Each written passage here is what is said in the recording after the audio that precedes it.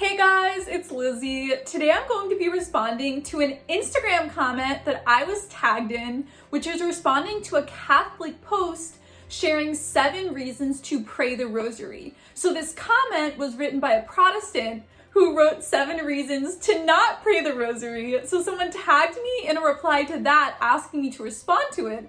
So I decided to make an entire video debunking these 7 reasons not to pray the Rosary. Before we get into the video, linked below is my Catholicism playlist with 100+ videos proving that the Catholic Church is the original church founded by Jesus. Also, since this video is about the Rosary, I've linked below my Mary Theology playlist, which has videos talking about Marian dogmas, Marian apparitions, and all about praying the Rosary. So let's get into the video. Number 1 reason to not pray the Rosary.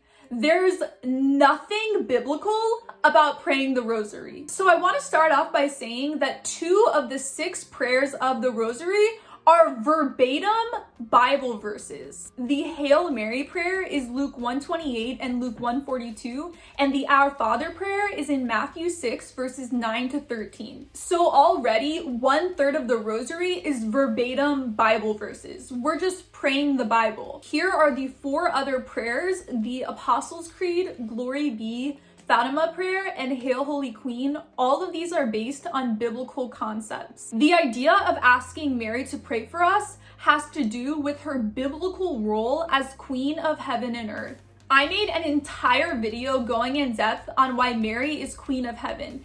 It's based upon the Old Testament Davidic monarchy, where the wife of the king was not the queen. It was the mom of the king, the queen mother. And part of her role as queen mother was bringing the people's requests to the king. And in 1 Kings 2, King Solomon says to Queen Bathsheba, "Make your request, my mother, for I will not refuse you." Same thing happening in heaven right now with Mary. Another really important part of praying the Rosary, which I would argue is the main part, is meditating on Jesus' life. In each Rosary, there are 5 sets of 10 beads, which we call decades. As you're praying the Hail Mary on each bead, you're meditating on a specific part of Jesus' life.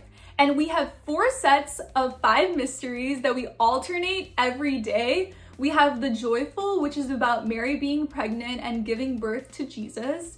We have Sorrowful, which is meditating on Jesus' crucifixion. Luminous, which is about Jesus' life, the miracles, and his ministry. And Glorious, which is about the resurrection and the Holy Spirit coming down and the start of the church. Now, praying the Rosary with prayer beads and the 6 prayers in the order in which we do them isn't in the Bible.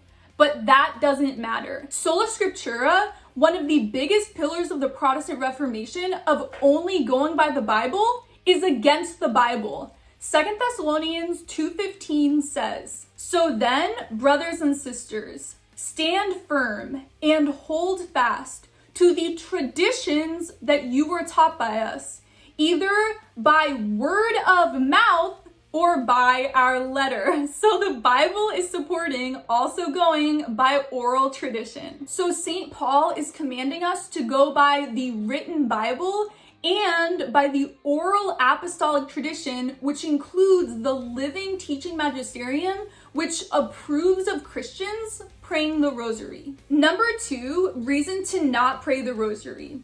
In Ephesians 6, the Rosary is not listed as a spiritual warfare tool. So the verse directly after talking about the different parts of spiritual warfare supports praying the Rosary. Let's go to it in Ephesians 6. Ephesians 6:14 through 17. "Stand therefore and fasten the belt of truth around your waist, and put on the breastplate of righteousness. As shoes for your feet, put on whatever will make you ready to proclaim the gospel of peace. With all of these, take the shield of faith, with which you will be able to quench all the flaming arrows of the evil one. Take the helmet of salvation and the sword of the Spirit, which is the word of God." So within all of this passage about the armor of God, it doesn't talk about prayer at all. But in the verse directly after it, it commands us to pray for each other. Ephesians 6:18 through 20. Pray in the Spirit at all times in every prayer and supplication. To that end, keep alert and always persevere in supplication for all the saints.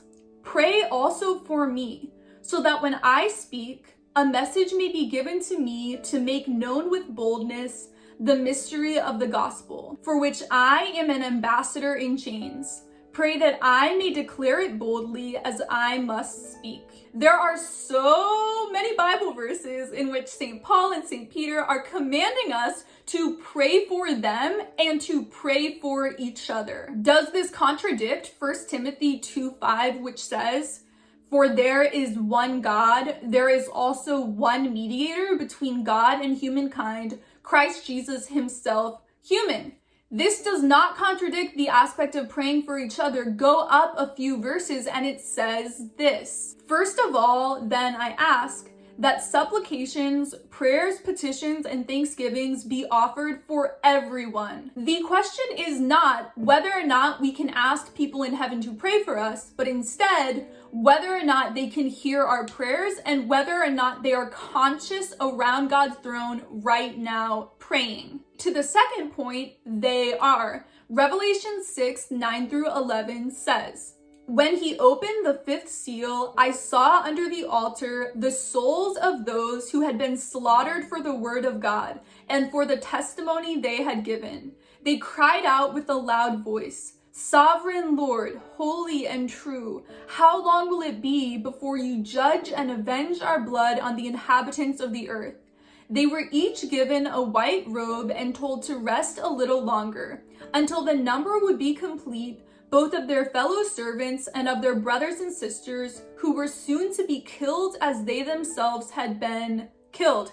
So this passage is saying that Christians who have died, their souls are alive right now surrounding God's throne and they are praying. So then the only question remaining is whether or not they are able to access our prayer requests. Church oral tradition teaches us that they can and that early Christians asked people in heaven to pray for them. But the reason that it's not in the Bible is because the big persecutions in which so many Christians were being martyred took place after the time in which the Bible was written. If the Bible was written later into the 1st century and into the 2nd century, I think it definitely would have directly been in scripture talking about Christians in heaven praying for the Christians on earth. But again, it doesn't really matter because everything doesn't need to be in the Bible. And I made an entire video, which I will link below and up here, 10 reasons why sola scriptura is against the Bible. So if you need more evidence than 2 Thessalonians 2:15, then go watch that video. Number 3 reason to not pray the rosary.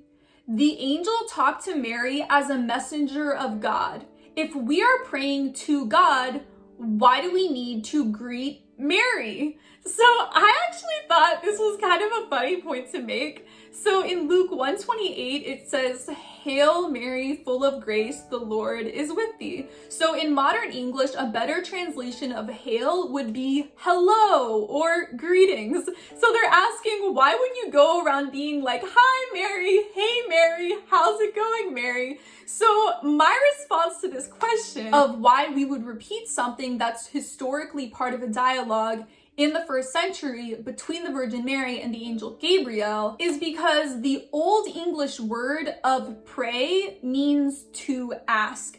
And so because we're entering into a dialogue with Mary of asking her to pray for us, this is my rosary prayer journal. And so at the beginning, when I start praying my rosary, I bring all these prayer requests to Mary and to God and whichever saints I ask in heaven to pray the rosary with me.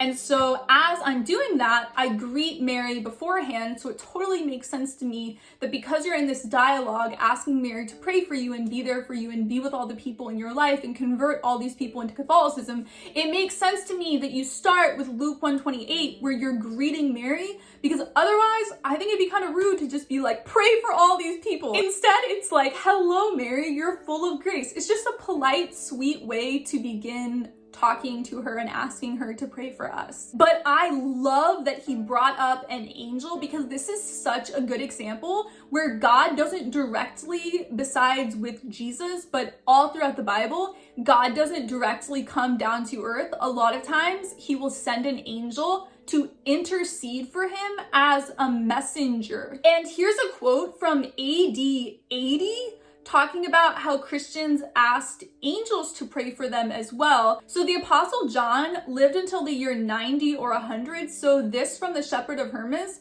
is being written down when one of the apostles is still alive. Listen to what he says. But those who are weak and slothful in prayer hesitate to ask anything from the Lord. But the Lord is full of compassion and gives without fail to all who ask him.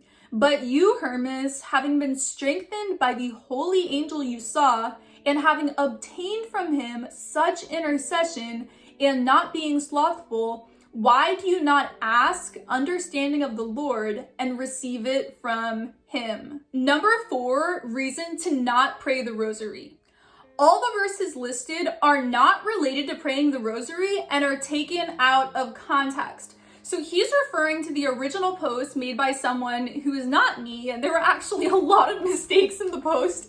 So I don't blame this person for going after him, or her, I'm unsure who runs the Instagram account that these comments were made on their post. So the Instagram post says Matthew 9-13, but they meant Matthew chapter 6, verses 9-13 for the Our Father prayer. It took me a minute. I had to do some investigation to figure out what the post was about. Come on, Catholics, we can do better. And then it says Luke 1:28, Luke 2:42, and Luke 1:41.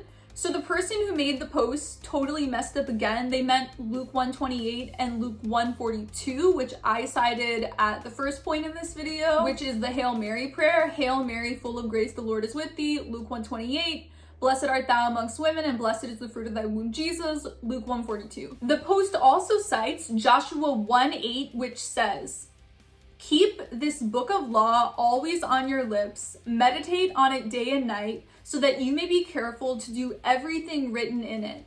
Then you will be prosperous and successful. This relates in the sense of memorizing the Bible and being immersed in scripture. And I think it actually is a good analogy in what I was talking about, where we meditate on parts of Jesus' life in the Rosary mysteries. So this is a cool verse that was brought up when talking about meditation in prayer. The post also cites Psalm 119, 15-16, which says, I will meditate on your precepts and fix my eyes on your ways. I will delight in your statutes. I will not forget your word. I think this is a great verse. Psalm 119 is my favorite chapter in the entire Bible, and it talks about being immersed in the word and being so excited to follow God's law. Obviously, this psalm is talking about the Old Testament, but within Christianity, we can apply it to the New Testament law and the stories of Jesus as well. My typical rosary routine is anywhere from 40 minutes to an hour and a half.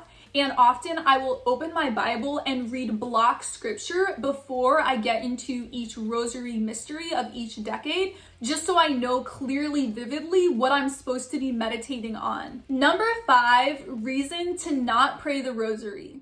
When Jesus ascended, he left us with the Holy Spirit as an intercessor in John 14. He does not mention Mary or praying to with Mary. We do not need Mary in order to connect with God. Praying to the saints who have died and are now alive in heaven isn't directly in the Bible. So again, we don't need everything to be in the Bible. Sola Scriptura is against the Bible in 2 Thessalonians 2:15. The word of mouth, oral tradition from the early church teaches us that Christians in the ancient church asked saints in heaven to pray for them. It's your decision to go by the interpretations of the Bible created by Luther and Calvin in the 16th century, or by the oral traditions created by the apostles and written down by the church fathers and early Christians in the 1st and 2nd centuries. We have early Christian inscriptions on graves saying, pray for us, towards people who are dead and being buried there. And I made an entire video really recently talking about the fellowship of the saints and why Catholics and Orthodox Christians ask Christians in heaven to pray for us. And I share so much research and evidence and all of these quotes from the early church in that video. So that will be linked up here and in the video description. Number 6, reason to not pray the rosary. It is witchcraft because it is a spiritual incantation used with a tool in order to connect spiritually. It is not of God. It is demonic. So we actually have an inside joke on my YouTube channel during live streams because so many people say bipolar disorder is demon possession, so everyone just plays along and they're like, t-shirts are demonic, food is demonic, movies are demonic, grass is demonic. So this can be a new part of our inside joke. Rosaries are demonic. So Merriam-Webster's dictionary in defining witchcraft says this. Number 1, the use of sorcery or magic. Number 2, communication with the devil or with a familiar. Number 3, an irresistible influence or fascination. Number 4, rituals and practices that incorporate belief in magic that are associated especially with neo-pagan traditions and religions such as Wicca. Practitioners of Wicca use the tools such as the broom, a purifying symbol, the wand, candles, crystals, and the knife. They refer to their practices as witchcraft. So with the list of things that practitioners of Wicca use, they didn't list a rosary. But it's obvious that this point is off base, and from everything I've explained of what the rosary is, it just doesn't fit the definition of witchcraft. Number 7, reason to not pray the rosary. Jesus is the only path to God. We do not need saints or Mary. John 14:6, Jesus answered, I am the way and the truth and the life.